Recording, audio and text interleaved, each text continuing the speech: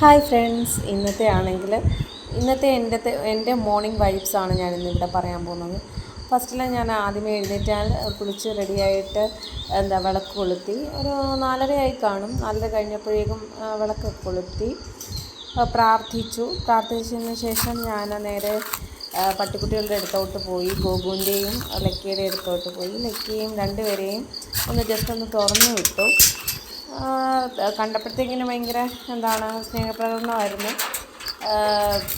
ലക്കിയാണ് കൂടുതലും വന്ന് നമ്മുടെ അടുത്ത് വന്ന് ഇത് കാണിക്കുന്നത്. പിന്നെ അവരെ ഒന്ന് അഴിച്ചു വിട്ട് അത് കഴിഞ്ഞിട്ട് ഞാൻ നമ്മുടെ ആ ചെടികളൊക്കെ ജസ്റ്റ് ഒന്ന് ശ്രദ്ധിച്ച് അതിനകത്തിൽ എന്തൊക്കെ എങ്ങനെയാണെന്നൊന്ന് നോക്കി.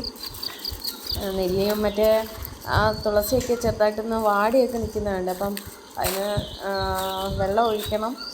പിന്നെ പനിക്കൂർക്ക എന്നാണ് ഞങ്ങൾ പറയാറ്, നിങ്ങൾ എന്താ പറയുന്നത് അറിയില്ല. പിന്നെ അതൊക്കെ ഞാൻ ജസ്റ്റ് ഒന്ന് ആ ചെടികളൊക്കെ ഒന്ന് ശ്രദ്ധിച്ച് എങ്ങനെ ഉണ്ട്, എന്താ സ്ഥിതി എന്നുള്ളത് ഞാൻ ജസ്റ്റ് ഒന്ന് ശ്രദ്ധിച്ച് ഇങ്ങനെ നോക്കിക്കൊണ്ടിരിക്കുകയാണ്. അത് ആ വേപ്പൊക്കെ എങ്ങനെ ഉണ്ട്, എന്തുവാ, അതെല്ലാം തുളസിയാണ് കേട്ടോ. പിച്ചി അതിൻ്റെ ഇടയ്ക്കുണ്ട്, പിച്ചി. അപ്പോൾ ഞാൻ ജസ്റ്റ് നോക്കിയതിന് ശേഷം പിന്നെ ഞാൻ അടുക്കളയിലോട്ട് കയറി. കടല ഉണ്ടായിരുന്നു, കടല കറി വെക്കാൻ വേണ്ടി ഇരുന്നായിരുന്നു. അപ്പോൾ കടല എല്ലാം റെഡിയാക്കി വെച്ചിട്ട് അതിനകത്ത് പിന്നെ അടുപ്പത്ത് വെച്ച് അതിന് ശേഷം മാവ് ഇരിപ്പുണ്ടായിരുന്നു. ഇന്നലെ ഇച്ചിരി താമസിച്ചാണ് ഞാൻ അരച്ച് വെച്ചത്. പക്ഷേ നന്നായിട്ട് പുളിച്ച് പൊങ്ങിയിട്ടുണ്ടായിരുന്നു. അതിലിച്ചിരി ഉപ്പിട്ട് കലക്കി. അപ്പം മോന് ഒരു ദോശ ചുടാമെന്ന് വിചാരിച്ചു. അപ്പം ദോശ ചുടാനായിട്ട് അതൊന്ന് റെഡിയാക്കുമായിരുന്നു. മാവ് വളരെ കൃത്യമായിട്ട് റെഡിയാക്കുമായിരുന്നു. അത് നോക്കിയപ്പോൾ കുഴപ്പമില്ല, നന്നായിട്ട് പുളിച്ചൊക്കെ വന്നിട്ടുണ്ട്. അപ്പോൾ എന്നാൽ അത് റെഡിയാക്കാൻ വേണ്ടി ഇങ്ങനെ നിന്ന് അപ്പോഴേക്കും കടലക്കറി വെന്തു. അത് കടുക് വറുത്ത് കടലക്കറിയുടെ അതെല്ലാം റെഡിയാക്കിയിരുന്ന്. പിന്നെ ദോശ, അപ്പം മോന് ഈ നേർത്ത ദോശയാണ് വേണ്ടത്. നേർത്ത ദോശ എന്ന് വെച്ച് കഴിഞ്ഞാൽ അതിനെ കുറച്ചും കൂടി പരത്തി എടുക്കുന്ന ദോശയാണ് ഇഷ്ടം. മറ്റേ കറുമുറാന്നിരിക്കണം, അങ്ങനത്തെ ദോശ ഇഷ്ടം. അപ്പം അതിന് വേണ്ടി അതേലത്തെ ദോശ ഇങ്ങനെ ചുട്ടു.